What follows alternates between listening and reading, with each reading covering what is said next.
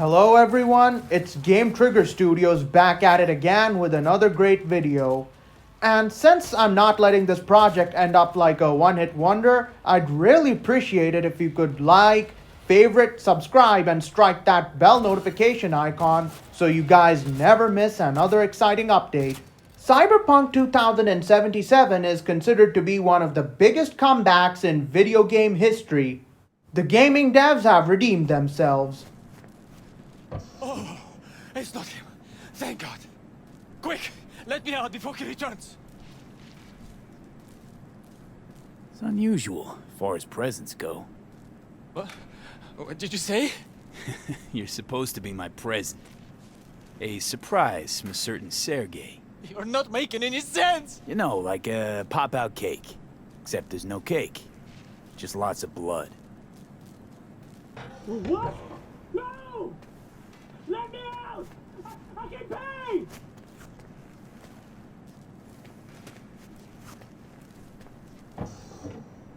And you are?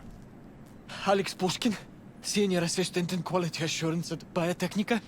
What's a Corpo QA doing messing with the Tiger Claws? You work for Tiger Claws? I told them I would not accept their offer. Sorry, bud, but your fate's been sealed. That exchange you heard right back there? That's just a side quest, so you can imagine how super awesome the story would be. Cyberpunk 2077 certainly deserves its place in the WRPG Hall of Fame. This is perhaps the best iteration of the cyberpunk genre one can play, from the cramped up and dirty alleyways to the people willing to just shank you for their own advantage, control freak mega corporations that control every single aspect of life. Oh yeah, this game's got the full package. Being a video game that's literally named Cyberpunk, how could you not have Easter eggs in the reference of Ghost in the Shell, Blade Runner, and definitely Akira, the monumental, the cyberpunk masterpiece that pioneered an entire genre. You play as V, a mercenary in this concrete jungle, one of the many countless mercenaries hoping to just simply make it big by joining the big leagues and keep the eddies rolling. In this neon-drenched landscape where whatever the megacorps say is the law and they dictate every aspect of life, your protag is fully customizable as you take the fight directly to them. Or not, but besides that, you can make them wear the clothes you want, you can just modify their attributes the way you see fit, you can dump the relevant skill points to suit a variety of playstyles, and there are multiple ways to approach each objective in typical RPG fashion.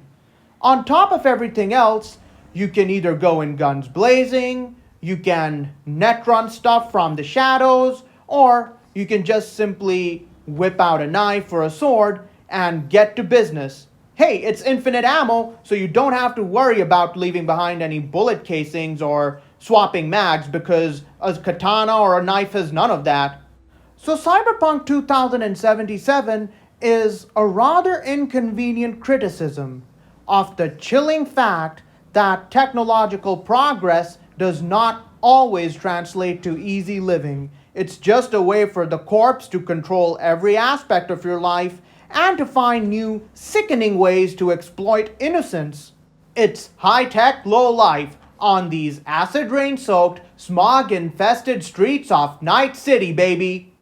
I mean, what other video game has literal vending machines to dispense firearms so you can just simply shoot your own neighbors, especially in low-income neighborhoods? They added that dystopian, small attention to detail that has a massive impact to just show you that human life is of barely any value, if at all, in Night City. And the mega corporations wish to make a hefty sideline off of that too. Sad, but that's the reality for so many unfortunates living in this cyberpunk dystopia. The game has an excellent attention to detail with its lore, its world building, and for many of the characters' backstories. And the side missions work hand in hand to build this chaotic world that we must just simply survive in.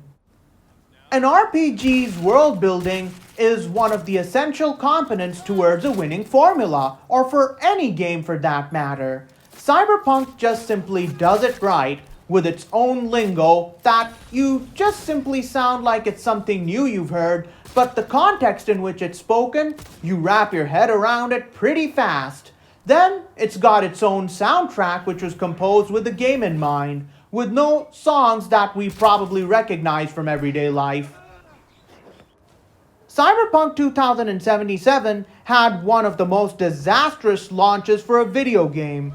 This was destined to be the video game that should have saved us during the COVID-19 pandemic, yet it became one of the many misfortunes during those challenging times. Were this the game we got back then, this would have easily been my game of the year for 2020. Race, fight, stir up chaos, do whatever you want to pass the time in Night City and to stack up those eddies. Oh hey Johnny. So a choomba of mine noticed that I wasn't looking too hot and too bright, so he gave me this video game to make up for the challenging phase I was going through in my life. And ever since then, I've been hooked. This was also part of the reason I decided to become a gaming content creator, since I understand the industry and I've helped many personalities with their own channels, have them set up and get deeper into the game locally. So I came to the realization, why shouldn't I just simply do this for myself? With a whole lot of hard work, a little bit of trial and error, and maybe things get up in here a little bit crazy sometimes, but hey, nothing ventured, nothing gained.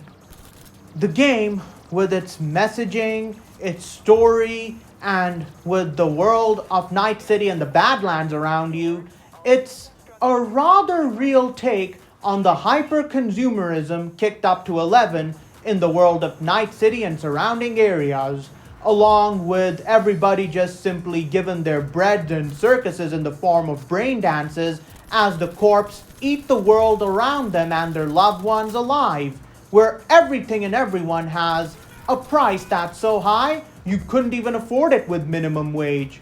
But the most massive takeaway that entertained me was that no matter the decade, no matter the timeline, a Porsche is always a Porsche, even though it's almost a century old in the timeline of this video game.